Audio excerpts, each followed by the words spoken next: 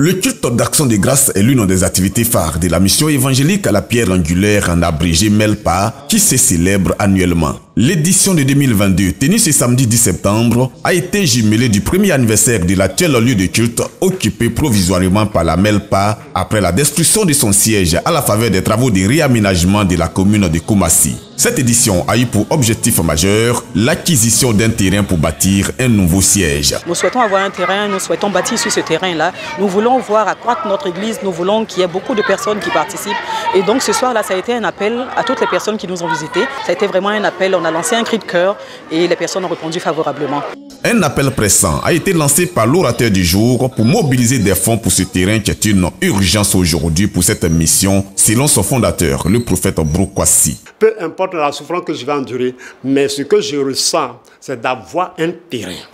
Même si je dois mettre des bâches, même si je dois mettre des papeaux, et qu'au fur et à mesure, et que le temple, le lieu soit bâti, soit un temple à la dimension de Dieu, je vais expérimenter ça.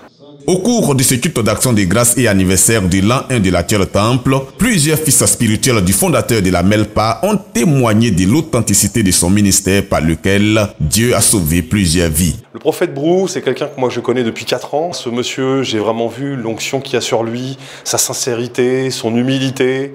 Et c'est pour ça que vraiment je continue à être présent au sein de cette église.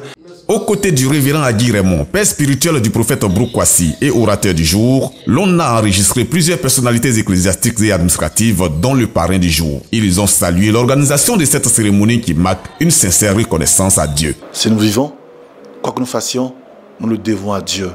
Et chaque fois que nous avons l'occasion de glorifier Dieu, de chanter, de prier, d'être en communion avec Dieu, ça reste un réel plaisir. C'est un programme d'action de grâce, l'anniversaire de l'Église, et ensemble avec tous les enfants de Dieu. Et le Seigneur a bien voulu les bénir par un message très fort où il était question de ce que chacun, n'est-ce pas, devait recevoir d'abord les bénédictions spirituelles, ensuite la prospérité, l'abondance et la fécondité. Nous pensons que chacun est parti satisfait.